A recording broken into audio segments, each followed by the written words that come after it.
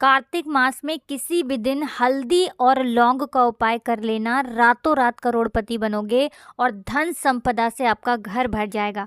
राधे राधे दोस्तों, कार्तिक मास शुरू हो चुका है। 15 नवंबर 2024 तक कार्तिक मास रहने वाला है। ऐसे में इस उपाय को आप कार्तिक के महीने में किसी भी दिन कर सकते हैं।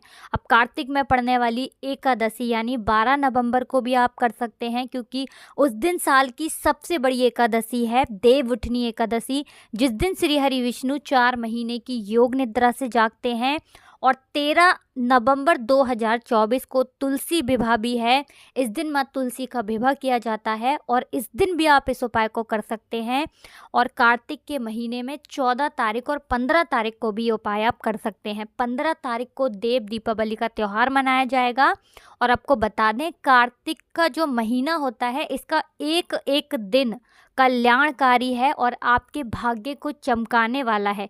विशेषकर जो लोग धन को लेकर बहुत परेशान हैं, जिनके घर से माँ लक्ष्मी रुष्ट होकर चली गई हैं, या जिनके घर में पैसे आने के सारे रास्ते बंद हो गए हैं, कहीं से कहीं तक आपके घर में पैसा नहीं आता है, आपका जो धन है वो भी बर्बाद हो रहा है। क्योंकि बहुत सारे ऐसे घर होते हैं जहाँ पर या तो दवाइयाँ किसी न किसी व्यक्ति की चल रही होती हैं, घर में कोई ना कोई व्यक्ति कर्जा ले रहा होता है, या फिर घर में धन आने के जो रास्ते हैं वो भी बंद हो गए हैं और जो धन आ रहा है वो भी बर्बाद हो रहा है। तो इस तरह के दुख और कष्ट अगर जीवन से दूर नहीं हो रहे हैं, बहुत मेहनत करने के बाद भी आपको आपकी मेहनत का फल ही नहीं मिलता है, तो कार्तिक के महीने में हल्दी और लौंग का उपाय करना ना भूलें। तो कार्तिक के महीने की महिमा कुछ ऐसी है कि इस महीने में अगर आप माँ तुलसी से, श्री हरि विष्णु से कुछ भी मांग लेते हैं, सच्ची श्रद्धा से उनसे प्रार्थना कर लेते हैं, तो आपकी बरसों से अटकी हुई मनोकामना भी कुछ समय में ही पूरी हो जाती है।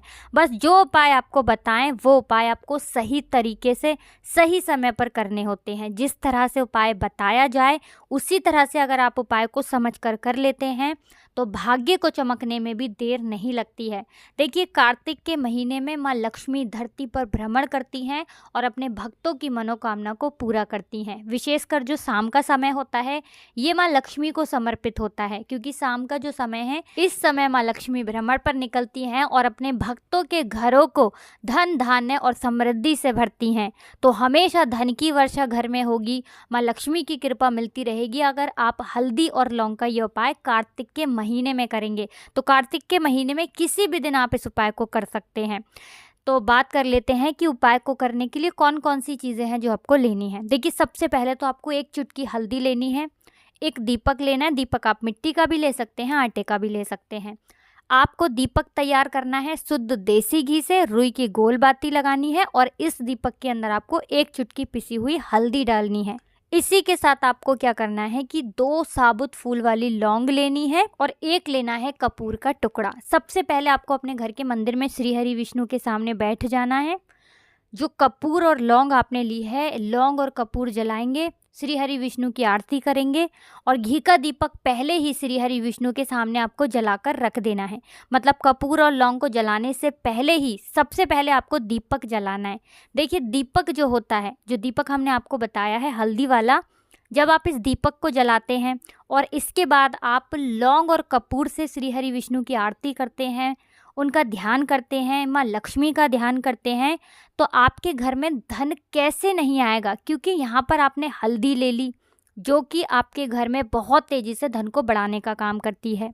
हल्दी आपके गुरु ग्रह को मजबूत करती है। हल्दी श्री हरि विष्णु से जुड़ी है तो सीधे सीधे श्री हरि विष्णु इससे प्रसन्न हो जाते हैं और आपकी सारी मनोकामनाओं को पूरा कर देते हैं। आपने यहाँ पर लौंग भी ले ली, लौंग का जोड़ा यानी 2 लौंग आपने ले ली जो कि शिव और शक्ति का स्वरूप हैं। साथ ही साथ आपने यहाँ कपूर ले लिया जो आपके घर में बहुत ज़्यादा पॉजिटिव एनर्जी, सकारात्मक ऊर्जा को बढ़ाता है। और जब आप ये उपाय कार्तिक के महीने में करते हैं जो कि माँ लक्ष्मी, श्री हरि विष्णु, माँ तुलसी को समर्पित है, तो ऐसा समझ लीजिए भाग्य चमक कर ही रहता है।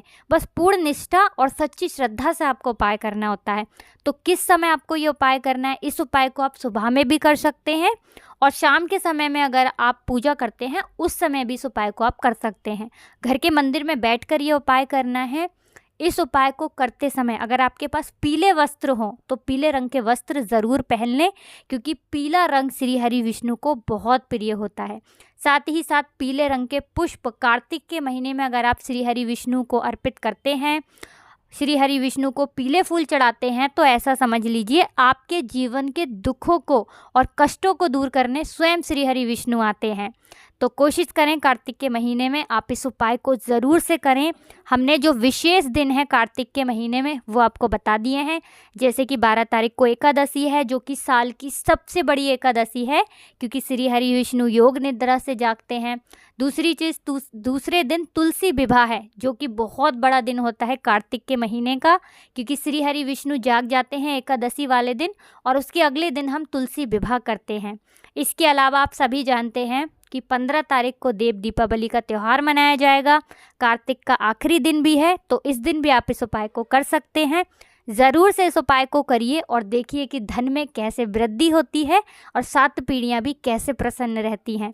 तो आपने बहुत बार बहुत सारे लोगों को देखा होगा कि वो लोग जब एक बार धनवान बन जाते हैं, उनके घर में जब एक बार धन आता है, फिर वो धन कभी कम नहीं होता, स्थिर लक्ष्मी का उनके घर में वास हो जाता है, क्योंकि ये वही लोग होते हैं जो माँ लक्ष्मी को प्रसन्न कर लेते हैं श्री हरि विष्णु के साथ।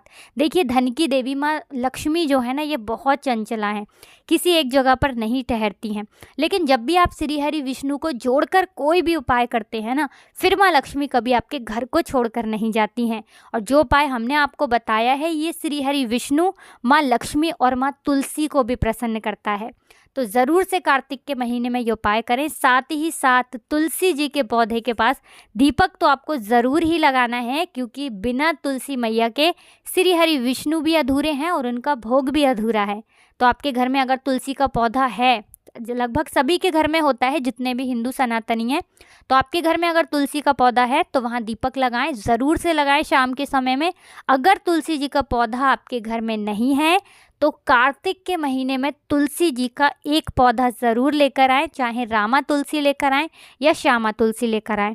एक तुलसी का पौधा आपको लाना है, पौधा लाकर उसका पूजन करना है। माँ तुलसी को लाल रंग की चुनरी ज़रूर चढ़ाएं और फिर उनका पूजन करें। तो कार्तिक के महीने में जो लोग अपने घर में तुलसी मैया को लाते हैं, उनसे श्री हरि विष्णु प्रसन्न भी होते हैं और इतना प्रसन्न हो जाते हैं कि उनकी सारी मनोकामनाओं को पूरा कर देते हैं। तो कार्तिक का महीना बहुत विशेष है, बहुत लाभकारी है, विशेषकर धन संपदा को बढ़ाने के लिए, माँ लक्ष्मी की कृपा प्राप्त करने के लिए। तो तुलसी जी का पौधा ज़रूर लाएं। और जो उपाय हमने आपको हल्दी लौंग वाला बताया है, बहुत ही सरल उपाय है, लेकिन बहुत कल्याणकारी, बहुत लाभकारी उपाय है। तो कार्तिक के महीने में इस उपाय को करना बिल्कुल ना भूलें। साथ ही साथ कार्तिक का जो एक एक दिन है ना, ये आपके जीवन में चमत्कार आपको दिखाएगा।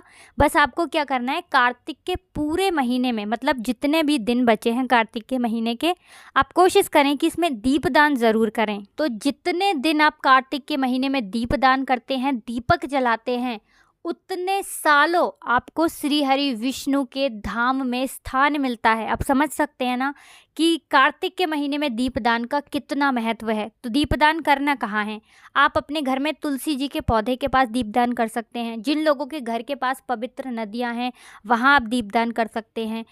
पेड़ के नीचे, पीपल का पेड़ है, वहाँ पर जाकर आप दीपदान कर सकते हैं, वहाँ दीपक जलाएं। और आप अपने घर के मंदिर में भी दीपदान कर सकते हैं, मतलब श्री हरि विष्णु के सामने कार्तिक के महीने में एक दीपक आपको ज़रूर जलाना है। लड्डू गोपाल के सामने भी आप एक दीपक अपने घर के मंदिर में जला सकते हैं।